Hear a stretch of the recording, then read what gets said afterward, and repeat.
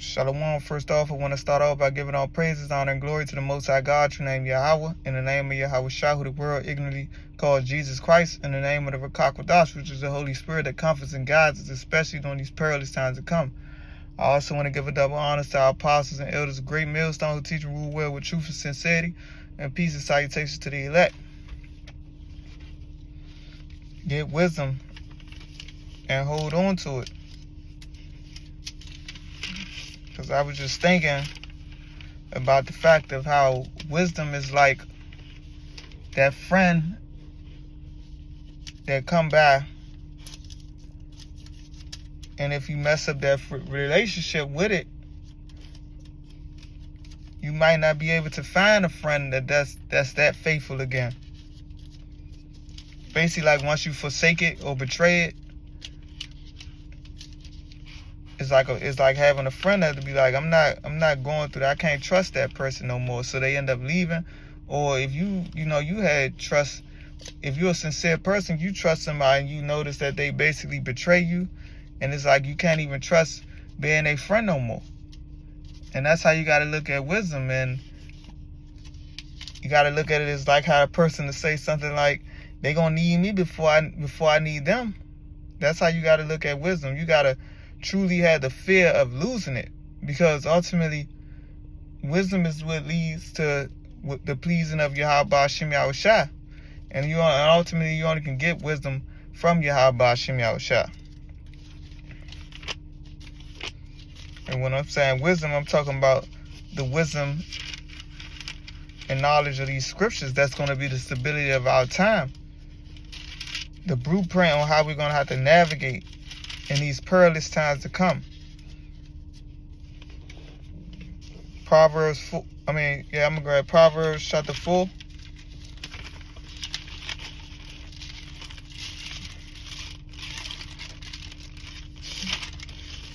Like I said, like for people that may have had a woman that they was dealing with and they was so scared and afraid to lose her, which ultimately that's going off, but they were so, you ever had a woman you were so afraid to lose?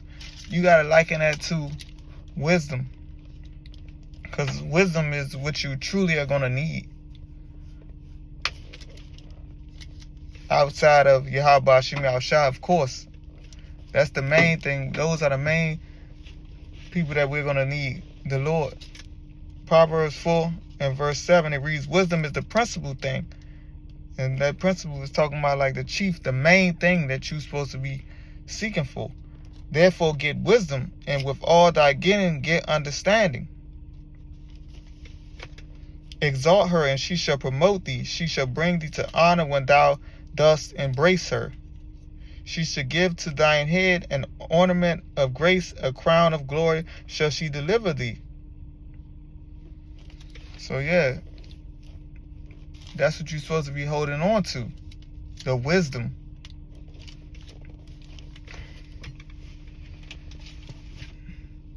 And when we speak about wisdom, like I said, we're not talking about the wisdom of this world, because for the most part, the wisdom of this world is ultimately wickedness, foolishness.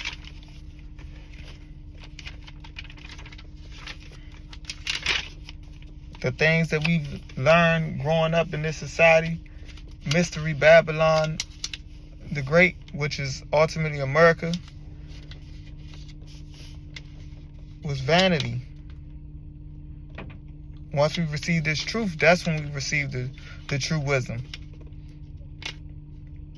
Ecclesiasticus or Sirach chapter 19 verse 22, the knowledge of wickedness is not wisdom, neither at any time the counsel of sinners prudence. And that's ultimately what a lot of people gain in this world, the knowledge of wickedness. The knowledge of how to go and do things that's contrary to what's pleasing in the sight of the Lord. And like I said, wisdom, the true wisdom is like that friend. You got to imagine a friend actually sitting beside you. And they basically like, they watching you. Everything that you do. And they sitting there like, man, don't do that. Like I said, because you learning and understanding what's pleasing in the sight of the Lord, so you start to know the things that you're not supposed to do. But of course, you got your other friend, which is this wicked and sinful flesh that wants you to go off. Ultimately, that will lead to your destruction. But you got your true friend that really care about you, which is wisdom, telling you what you basically what you shouldn't do in order to stay out of trouble. But the flesh wants to go and do fun, have fun.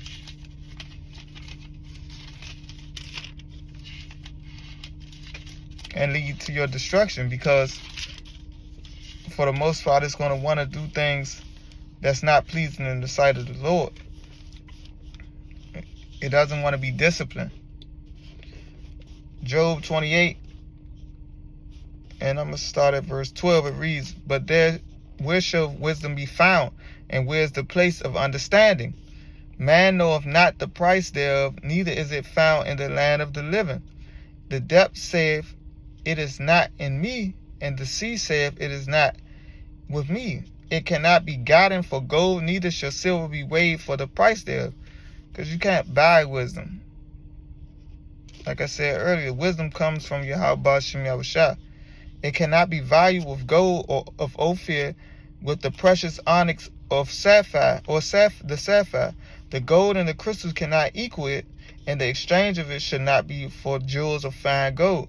No mention shall be made of coral or of pearls, for the price of wisdom is above rubies. That's why I said wisdom is the principal thing. With all that I get understanding. Because we understand that those things, gold, silver, money, etc., is not going to deliver us in the day of the Lord's wrath. I'm going to jump down to verse 28. It reads, "And unto man he said, Behold, the fear of the Lord, that is wisdom, and to depart from evil is understanding." You got to depart from your evil ways. Like I said, wisdom is it's a moving spirit. Like I said, once it notices that you want to continue to indulge in wickedness, it's going to eventually leave. It's not going to sit around and dwell with you, because it doesn't want to see it. Like I said, it's like your friend that just can't stand to be around wickedness. Can't sit and watch you sit there and commit adultery with another man's wife. Watch you steal, murder, bear false witness, etc.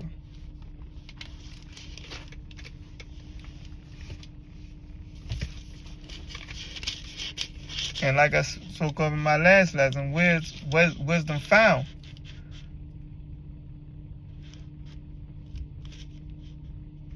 Wisdom is found in the streets, in the chief. Wisdom is found in the streets, in the chief place of concourse, where the men of the Lord are out there preaching on the highways and the byways. Not in these buildings made with hands.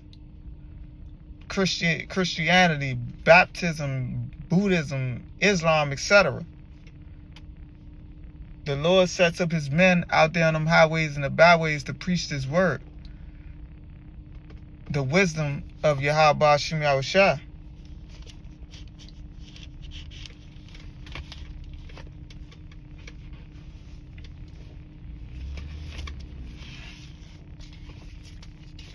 But like I stated before,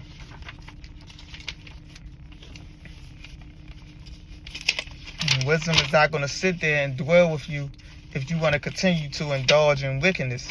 You got to be able to fight the flesh. The wisdom want to see you fight against things that's not pleasing in the sight of the Lord.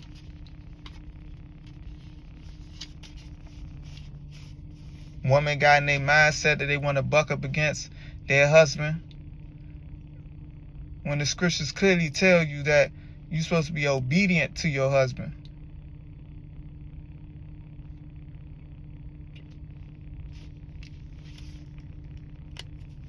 Unless he's telling you to do something, that's going against what's pleasing in the sight of the Lord, like telling you to eat pork, crab, shrimp, lobsters,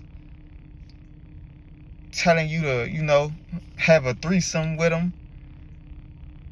Because, yeah, that's not pleasing in the sight of the Lord. Just because you're a woman, you're not allowed to see another woman's nakedness. But in this world, they make it seem as if that's okay.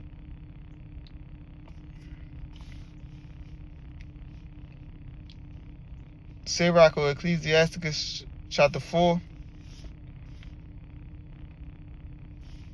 And I'm going to start at verse 11.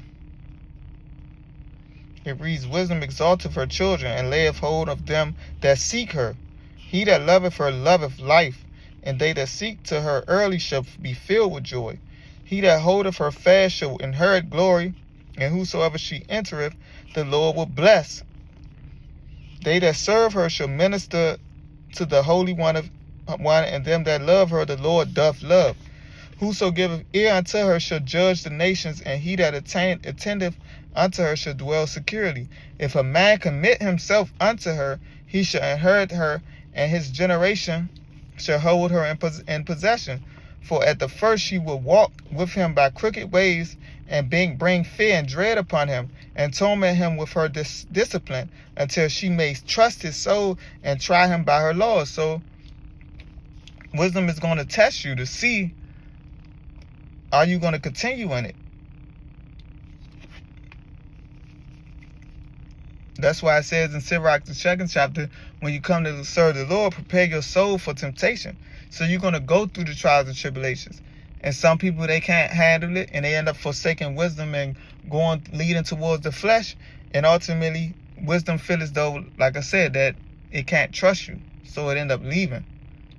And like I said, it only way that you can receive it back, if that's even possible, is through Yahweh Shem Yahushua. Verse 18, Then will she return the straight way unto him, and comfort him, and shew him her secrets. That's ultimately if you don't forsake her.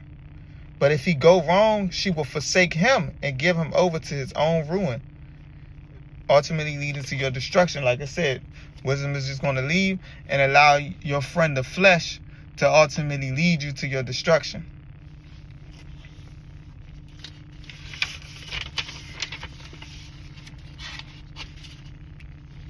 Since I said that, Wisdom of Solomon chapter 1 and verse 4, it reads,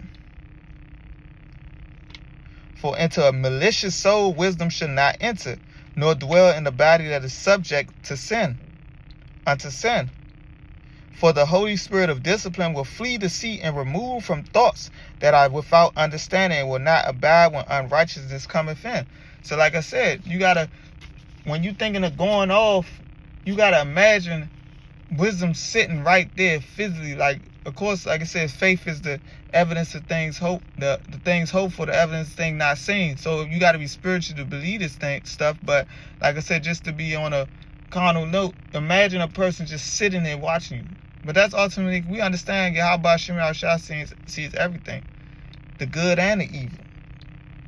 So you got to think of it like that. So like I said, you keep doing wrong, wisdom is going to be like, you know what, I'm out of here. And you may never be able to build that relationship again. And like I said, you're going to need the wisdom more than the wisdom is going to need you. That's basically how you got to look at it. Wisdom of Solomon chapter 7 and verse 24. Because like it says, for wisdom is more moving than any motion. She passeth and goeth through all things by reason of her pureness. So we understand wisdom. It said wisdom is more moving than any motion. And guess who else is moving around? Satan. Moving to and fro in the earth, like it speaks about in Job, the 1st and the 2nd chapter. And also 1 Peter, the 5th chapter, I believe, starting at the 8th verse. So you're going to allow Satan to tempt your flesh, and you're going to follow after your friend the flesh, or you're going to follow after your friend the wisdom. Verse 25, for she is the breath of the power of the Most High, and a pure influence flowing from the glory of the Almighty. Therefore can no defiled thing fall into her. For she is the brightness of the everlasting light, the unspotted mirror of the power of the Most High, and the image of his goodness. And being put but one, she can do all things, and remaining in herself, she maketh all things new. And at all ages entering into the holy souls, she maketh them friends of the Most High and prophets. Like I said, the Lord will do nothing, but he revealeth his secrets unto his servants, the prophets. So the men of the Lord that's teaching that truth and sincerity, starting from our elders and apostles, a great millstone on down to the men that teach the same doctrine.